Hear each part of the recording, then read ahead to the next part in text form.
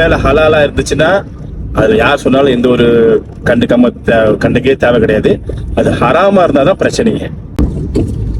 உங்களுக்கு ரபிக்கு என்ன பிரச்சனை? ஆரம்பிக்கலாமா?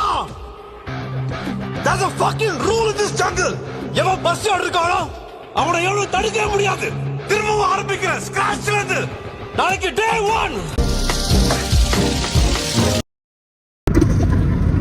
துருக்கி ஜாம் ஓகேவா?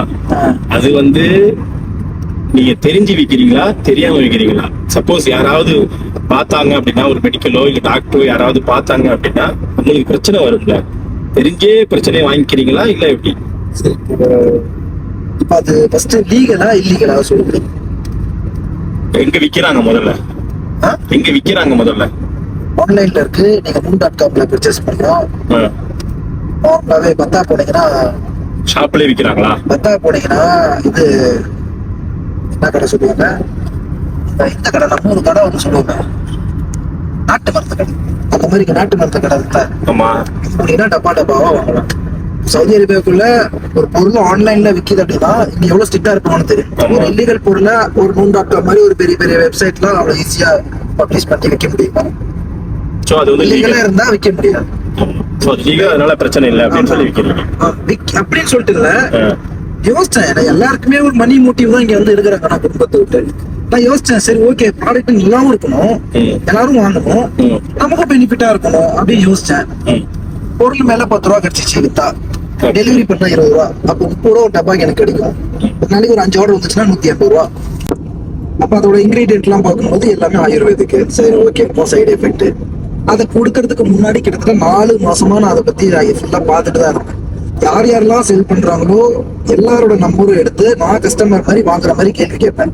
அப்போ நிறைய பேர் செல் பண்றாங்க, ஊர்பட்ட பேர் செல் பண்றாங்க. சரி, பின்னாடி கிடக்குது என்ன தெரியல, ஃபுல்லா தான். ஆனா இது என்னது இல்ல, துருக்கி ஜாமா. ஆனா இது என்னது இல்ல, அதுல பேக்கெட்டா இருக்கு. ஒண்ணு ஒரு பீஸ் இல்லையா? ஒரு பீஸ் தான், ஆனா அவங்க ரேப் பண்ணிருக்காங்க கஸ்டமர் கொடுத்து. அப்படியா? சரி. நான் அப்ப செல் பண்ணேன், இப்போ டெலிவரி தான் பண்றேன். அவங்க பெரிய அளவுல ஒரு டீம் வச்சு பண்றாங்க. OLXல போடுறாங்க, Facebook மார்க்கெட்ல கூட சேல் பண்றாங்க. நான் யூடியூப்ல போட்டேன். வாங்கின சப்ஸ்கிரைபர் யாருமே இந்த பொருளை சாப்பிட்டு உங்களால எனக்கு இந்த தேவை நஷ்டமாச்சு, காசும் போச்சு, என் உடம்பும் போச்சு அப்படின்னு ஒருத்தம் கூட வரல. மீடியா காண்டி சொல்லல, உண்மையாவே சொல்றேன், ஒருத்தம் கூட வரல. ஒருத்தவங்க ஒரு டப்பா வாங்கிட்டு அடுத்து 15 நாள்ல 4 டப்பா திருப்பி வாங்கினாங்க. நேத்து 2 டப்பா கொண்டு போய் கொடுத்துருவாங்க. சோ சேலுங்கிறது அப்பப்போ 2-3 நாளைக்கு ஒரு டப்பா 2 டப்பா வித்துறேன்னு வச்சுக்கோங்களேன், ஒரு 100 ரூபா 40 ரூபா கிடைக்கும். அப்போ அதில் நான் விற்கிறதுக்கு முன்னாடி நான் இதை பார்த்துட்டு இது சைடு எஃபெக்ட் இருக்கா இல்லையா அப்படின்னு சொல்லி இதை பத்தி தெரிஞ்சுக்கிட்டு யார் சாப்பிடலாம் யார் சாப்பிடக்கூடாதுன்னு தெரிஞ்சுட்டு அதுக்கப்புறம் யூடியூப்ல போட்டாலே வரும். மெடிக்கல்லேயே உட்காந்து இதோட பெனிஃபிட் என்னன்னு சொல்லி மெடிக்கல் இவரே சொல்லுவாங்க. அவரே இதோட பெனிஃபிட்ஸ் அது இதெல்லாம் ஒன்றும் பிரச்சனை இல்லை, தாராளமா சாப்பிடலாம், இது எல்லாமே ரிசர்ச் பண்ணி இது பண்ணலாம். இது ஒரு கெமிக்கலும் கிடையாது. எல்லாரும் மணி மூட்டை தான் எண்ட் ஆஃப் தி டே பார்த்துட்டு எல்லாத்துக்கும் வயிறு இருக்கு. சோ எல்லாரும் அந்த ஒரு நோக்கி தான் போயிட்டு இருக்கோம். அதை இப்ப ஸ்டாப் பண்ணிட்டேன். ரொம்ப கலாய்க்க ஆரம்பிச்சிட்டாங்க, அதுல இறங்கிட்டாங்க, எனக்கு பிடிக்கல. சரி, இப்போ நல்ல பொருளா இருந்துச்சு இருந்தாலும் நம்ம செய்யற வேலை ஹலாலா இருந்துச்சுன்னா அது யார் சொன்னாலும் எந்த ஒரு கண்டுக்கே தேவை கிடையாது. அது ஹராமா இருந்தாதான் பிரச்சனைங்க. செய்யற வேலை ஹராம அப்படின்னா நம்ம வேற விட்டு போலாம். இது ஹலாலு அப்படின்னா எவன் சொல்றது கேட்க வேண்டிய அவசியம் கிடையாது. அது என்ன விஷயம்னா 2.5% வேகரம் இருக்கு. சோ அதை மட்டும் மக்கள் பிடிச்சிக்கிட்டாங்க. அது ஒரு டேப்லெட்டை சுத்தம் பண்ணுது, சோம்பலை இது பண்ணுது, ஜாயிண்ட் பெயினுக்கு கேக்குது. அதெல்லாம் யாருக்கும் தெரியல. இருக்கு அது வேகரா, இவங்க பாக்குறான்டா வேலையை பாக்குறான்டா அப்படின்ற பேரு அந்த வேலை பாக்குறான்டாவே கலாய்க்க ஆரம்பிச்சுட்டாங்க. அது ஸ்டாப் ஆயிடுச்சு. அதுக்கப்புறம் நான் சேல் பண்ணிட்டு தான் இருக்கேன், யாரும் அதை பத்தி பேசல. பட் இருந்தாலும் மறுபடியும் எஃபெக்ட் ஆகக்கூடாதுன்னு சொல்லிட்டு அதோட நிப்பாட்டிட்டேன். ஓல்டு கஸ்டமர் அந்த ஓல்டு வீடியோ பார்த்துட்டு யாராவது கேட்டாங்கன்னா அவங்க கொண்டு இன்னைக்கும் கொடுத்துட்டு தான் இருக்கேன். இல்லைன்னு சொல்லிட்டு இவங்கள்டே வாங்க. உங்களுக்கு ரபிக்கு என்ன பிரச்சனை? நல்லாதானே ஃபர்ஸ்ட் போயிட்டு இருந்துச்சு. நடுவுல சண்டை நீங்க பேசுற மாதிரியும் அவரு பேசுற இர்ஃபானும் பிரியாணி மேல சண்டை போட்டுக்கிற மாதிரி நீங்க சண்டை போட்டீங்களா ஒரு காலத்துல? அது பிரச்சனை ஆச்சு. ஆனா அது ஒரு மிஸ் அண்டர்ஸ்டாண்டிங்ல ஆயிடுச்சு. ஆனா அதுக்கப்புறம் பாத்தீங்கன்னா இன்னைக்கு அவரு மாதிரி என்ன மாதிரி ஒரு க்ளோஸ் யூடியூபர் இருக்க மாட்டேன். கடைக்குள்ள இருக்காரு, இப்போ கடைக்குள்ள இருக்காராமா. அப்புறம் பேசுவாரு, எதுக்குன்னு கேட்பான். ஒரு வாட்டி கூட இல்லை. டிரான்சாக்ஷன் சும்மா சிம்பிளா காட்டுறோம்னு வச்சுக்கோங்க. ராபி ஒயிட்டின்னு இருக்கா, ராபி ஒயிட்டி.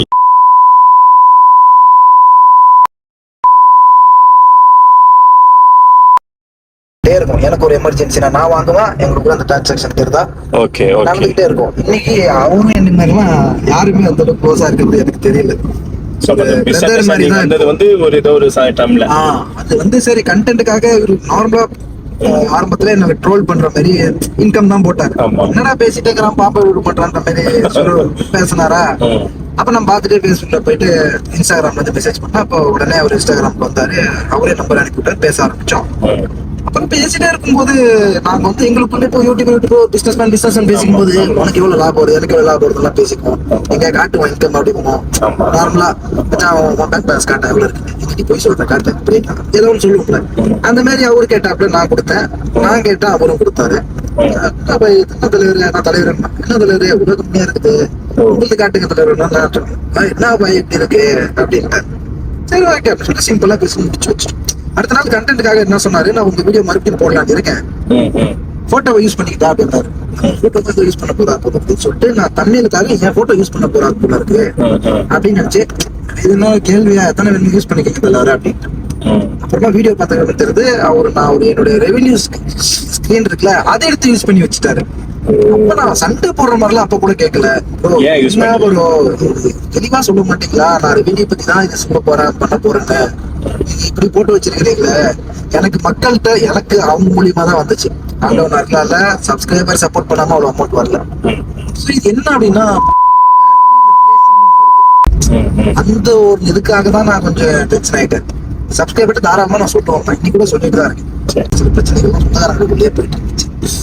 அது தெரியும் போது அதனால அந்த டைம்ல என்ன ப்ரோ இந்த மாதிரி டைம்ல போய் இதை நீங்க பப்ளிஷ் பண்றீங்களா ஆரம்பிச்சது. சரி பாய் கொடுக்க ஒன்னும் பிரச்சனை இல்ல பாய், தெரியாம போட்டேன் அப்படின்னாரு. சிம்பிள் டிலீட் பண்ணிட்டாரு. டிலீட் பண்ணி என்ன பண்ணுறது, போட்டா போற கண்டென்ட் தான் கல்வி வெள்ளி. அது என்கிட்ட ஒன்னைக்குமே சிம்பிள் ஒண்ணுதான். அது ஒரு பிரச்சனை வருதுன்னா அது நாளைக்கு பார்ப்போம். இப்ப ஏன் இப்ப யோசிச்சு டென்ஷன் ஆகுற பாத்துக்கலாம் அப்படின்ற ஒரு கான்செப்ட் தான். அதனால போட்டாச்சுல பாத்துக்கலாம் அப்படிதான். இந்த வரைக்கும் எந்த ஒரு மிஸ் அண்டர்ஸ்டாண்டிங் இல்ல, அப்படியே போயிட்டு கல்வி இல்ல, அது இப்படியே போயிட்டு இருக்கணும்னு ஆசைப்படுறேன். அவ்வளவு அவருடைய ஆசைப்படி அவருக்கும் ராபிக்கும் நல்லபடியா போட்டோம், எந்த ஒரு பிரச்சனையும் இல்லாம ஃப்ரெண்ட்ஷிப். லாஸ்டா உங்களுக்காக ஒரே ஒரு கேள்வி, எனக்காக ஒரு கேள்வி, எல்லாத்துக்கும் ஒரே கேள்வி. யூடியூப் எவ்வளவு வருது இந்த ரெவென்யூ? இப்போ அப்போ இல்ல இப்போ லாஸ்ட் மந்த்தா, லாஸ்ட் வந்து லாஸ்ட் ரெவென்யூ அவர் எடுத்துட்டு இருக்காரு. அதாவது ரெவென்யூ எடுத்துருக்காரு. போய் சொல்லிட போறீங்க நீங்க, அப்ப மறுபடியும் ஊட்டர்ஸ் தான் சொல்ல போறீங்க அப்படின்னு எடுத்துட்டு இருக்காரு. லாஸ்ட் ரெவென்யூ வந்து ஜூலை மாசம்